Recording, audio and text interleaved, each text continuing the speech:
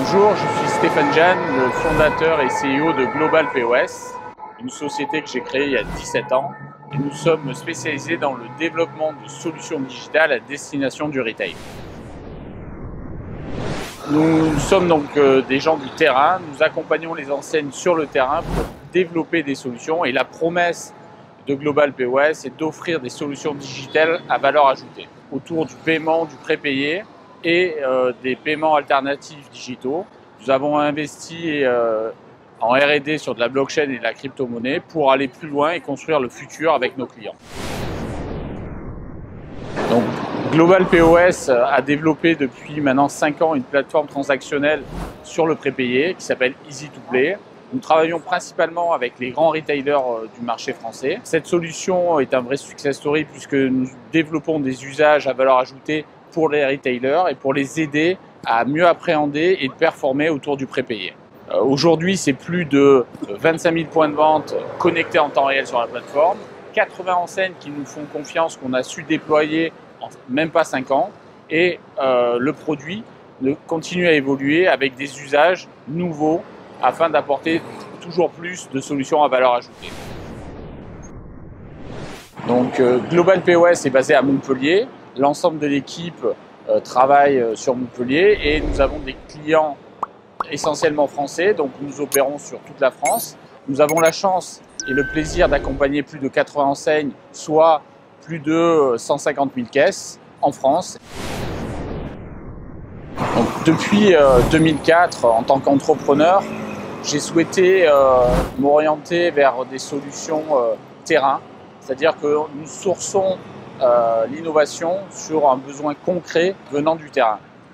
La philosophie et mon ADN, c'est je suis quelqu'un du terrain et le terrain a besoin de solutions pour évoluer et nous l'accompagnons dans cette évolution. C'est vrai que le business passe par la technologie aide, mais ce qui compte, c'est la plus-value terrain. Et aujourd'hui, dans le retail, et depuis maintenant de nombreuses années, le digital prend de plus en plus de place et nous devons accompagner les retailers à grandir sur le digital et à innover par rapport à l'expérience client. Ça fait plus de 25 ans que je suis entrepreneur, j'investis dans tout type de domaines, j'aime créer, innover sur des domaines différents et variés. Et c'est vrai qu'aujourd'hui, l'innovation est importante, est éphémère, donc ça nous oblige à toujours devoir se renouveler, toujours créer, innover, parce que tout va très vite. Les clients ont des besoins rapides, les retailers doivent évoluer aussi, et donc c'est un challenge permanent pour apporter des solutions toujours plus performantes pour nos clients. En tant qu'entrepreneur français, forcément, je me suis focalisé sur mon marché français avec un success story. Et maintenant, je me projette sur l'étape d'après qui est l'Europe. C'est comment amener ma société à apporter des solutions hors France, qui est notre marché primaire. Comment constituer un success story par rapport à cette vision et surtout, comment amener la société à aller dans cette direction.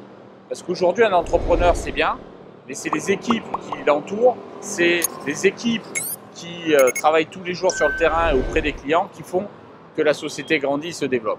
Donc moi, j'ai souhaité, d'une part, à cette étape-là, restructurer ma société avec des process beaucoup plus fins qu'avant. Parce que forcément, lorsqu'on sort de la France, ça demande encore plus de cash, plus d'organisation et plus d'efficacité. Donc je suis passé par cette étape de restructurer ma société avec des process sur toute la chaîne de production du logiciel, mais également sur la partie commerciale, la partie support client. Et ensuite, forcément, en tant qu'entrepreneur, je me suis dit comment je vais financer ce développement à l'Europe. Alors là, plusieurs solutions s'offrent à moi. Je vous avouerai qu'à l'heure actuelle, je n'ai pas encore pris ma décision.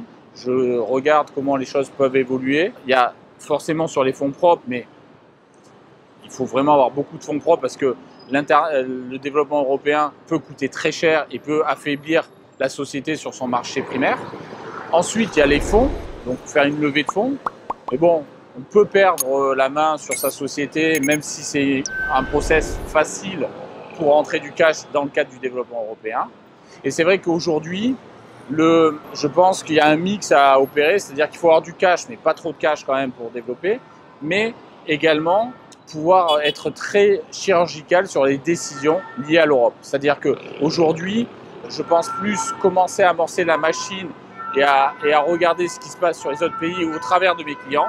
Accompagner un client français sur l'Italie, par exemple, et une fois que je suis sur l'Italie, je peux opérer sur le pays, et ainsi de suite. Et une fois que j'ai détecté des pays vraiment cibles intéressants, je lance donc le développement directement sur ce pays. Après, aujourd'hui, on a la chance que les paiements commencent à se mondialiser.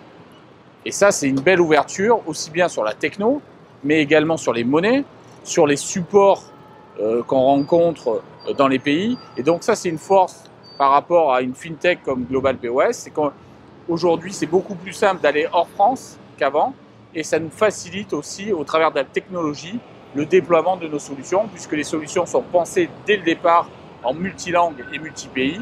Et ensuite, on appréhende les contraintes du pays, la réglementation du pays pour déployer la solution.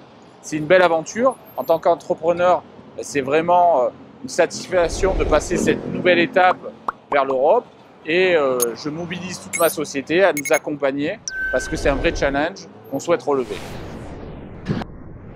Alors, il est vrai qu'en tant qu'entrepreneur, on a une obligation de partager cette expérience avec d'autres entrepreneurs puisque les erreurs permettent de grandir et si on peut les éviter, autant les éviter parce qu'il y en aura d'autres après. Donc moi j'ai appris en maintenant plus de 25 ans des bases mais qu'on a tendance à oublier une fois qu'on a la tête dans le guidon. C'est qu'en fait l'idée c'est bien mais ce qui compte c'est vraiment la réalisation et la qualité de réalisation de l'idée. Et ça m'a coûté un peu d'argent sur des projets où en fait j'ai été plus dicté par l'idée et l'engouement de l'idée et moins par la réalisation. Donc vraiment garder tous les jours que c'est pas l'idée qui fait le succès, c'est vraiment la réalisation de ce succès. Et en tant qu'entrepreneur, on va dire, de plus de 45 ans, moi, je me suis toujours développé sur mes fonds propres. Donc, c'est-à-dire que je suis conscient que c'est le business model, la rentabilité, qui fait la valeur de la construction du futur d'un entrepreneur. Je pense que pour un entrepreneur, il faut intégrer des changements fondamentaux qui vont s'opérer dans le futur.